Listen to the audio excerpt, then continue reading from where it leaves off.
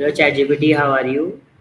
Yes, I'm here and ready. If you have any questions or anything specific you'd like to go over, just let me know and we can jump right in. So guys मेरा नाम मोहम्मद अम्मार है और मैं Rehan college Korangi campus का student हूँ। और आज हम वापस अपना एक नए टास्क के साथ आ गए हैं, टॉक विद ChatGPT। तो चलते हैं अपने टास्क की तरफ। ChatGPT क्या स्टार्ट करें? Absolutely. So ChatGPT is an AI language model developed by OpenAI. It can understand and generate human-like text, which means you can ask it questions, get help with tasks, have conversations, and more. What okay, specifically would you like to do with it? Let's go. Today we are going to talk about something everyone experiences, but few people truly understand failure. Tell me honestly, how do you feel when you fail at something? Yeah, that's a really deep one. I mean, when I think about failure, it's kind of a mix of emotions: frustration, sometimes self doubt, but also a bit of curiosity. It's like a signal that something needs adjustment or maybe a different approach. What about you? How do you typically feel when you fail? That's completely normal. Almost everyone feels that way. But what if I told you that failure is not the opposite of success? It is actually part of it. I think that's such an important point. Failure really is a kind of feedback, it's a step in the process. When we embrace it, we actually learn, adapt, and get closer to our goals. So, in a way, it's kind of a building block of success. Let's define failure first. Failure doesn't mean you are incapable, it simply means your approach didn't work this time. Exactly. Failure is really just a signal that something in your method or strategy needs tweaking. It doesn't define who you are, it's just a temporary outcome that you can learn from and refine your next steps.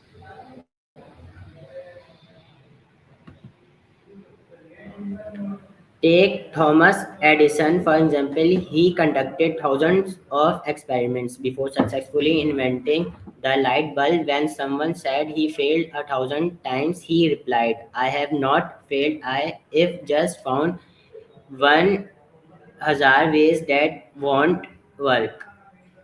That's such a powerful example. Edison saw each attempt as a step forward, not a setback. And it really shows that persistence and reframing failure can turn what feels like a defeat into a vital part of eventual success. It really is. Another example is Abraham Lincoln. Before becoming president of the United States, he lost multiple elections and faced many personal and professional setbacks. Absolutely. Lincoln is such a testament to resilience. Every failure he faced, those election losses, personal hardships, just became a foundation for his perseverance. And eventually, he became one of the most revered leaders in history. Good, absolutely. Success stories almost always include chapters of failure. Yeah, exactly. They give depth to the journey. Without those setbacks, the success wouldn't feel as meaningful or earned. They show us that failure is just a natural, necessary part of growth. If failure is so normal, why do we fear it so much? Yeah, that's a really good question. I think a lot of it is just tied to how we're raised or what society emphasizes. Like, we're often told to avoid mistakes at all costs. But once we realize failure is a tool for learning, that fear can start to fade a bit. So even great leaders face repeated failure. Absolutely. Every great leader, from historical figures to modern innovators, faced setbacks. The difference is they kept going, adapted their approach, and used each failure as a stepping stone toward progress. Okay, yes, sometimes it feels like falling means you are not smart or talented enough. Yeah, it can definitely feel that way in the moment. But it's important to remember that intelligence or talent isn't just a fixed thing. It's really about persistence, learning, and how you respond after a fall. Okay, okay, but particularly speaking, how do you turn failure into opportunity? That's a great question. I think it starts with reflection. After a failure, you look back, figure out what went wrong, and identify lessons. Then you apply those lessons to your next attempt. It's about being intentional and resilient in how you adjust. What if I try again and fail again? That's totally okay. Failure doesn't have to be final. Each time you try, you gain more insight and build more resilience. So even if you fall again, it's still part of your progress, just another step closer.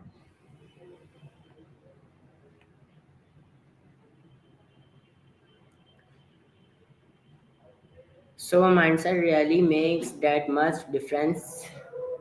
It really does, especially over time. Each attempt refines your skills, builds your confidence, and shifts your mindset. So bit by bit, those small efforts really do add up to big changes. Let's say a student fails an exam, what should they do? Yeah, so if a student fails an exam, first they should give themselves some compassion. It's okay to be upset, but not to give up. Then they should review what went wrong, identify the gaps in understanding, and maybe seek help, like from a teacher, tutor, or a study plan. And most importantly, they should keep a long term perspective. One setback doesn't define you. So failure becomes a guide for improvement.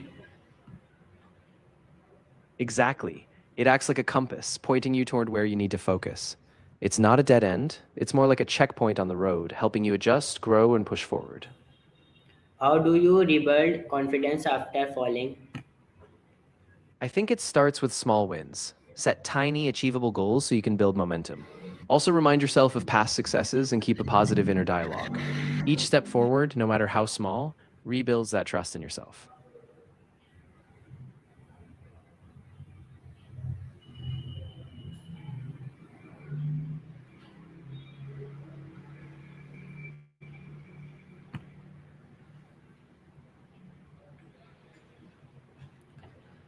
So my next question is that makes sense. Big goals can feel overwhelming after a setback. Yeah, exactly. When a big goal feels too far, it really helps to break it down into smaller, manageable steps. That way, progress doesn't feel so daunting, and each small success keeps you motivated. So struggle actually builds character. Absolutely. Struggle forces you to confront your limits, adapt, and grow. And in doing so, it shapes your resilience, your grit, and ultimately your character. But in the moment, failure feels like the end of everything. Yeah, it really can. In those moments, it's hard to see beyond the pain or frustration. But once some time passes and you reflect, you often realize that failure was only a chapter, not the whole story. So perspective matters. Exactly. The key is that it's not just about the fall, it's about how you choose to get back up, learn from it, and keep moving forward. That's what truly matters. Okay. I'm glad that resonated. If you have any more topics or thoughts you want to explore, or if there's anything else you need, just let me know. I'm here. So my next question is let me ask you something. If you never failed, would you ever improve? That's a really profound question. I think no, because failure is what pushes us to reflect, adapt, and discover new strategies. Without that struggle, we might just stay stagnant, never really unlocking our full potential.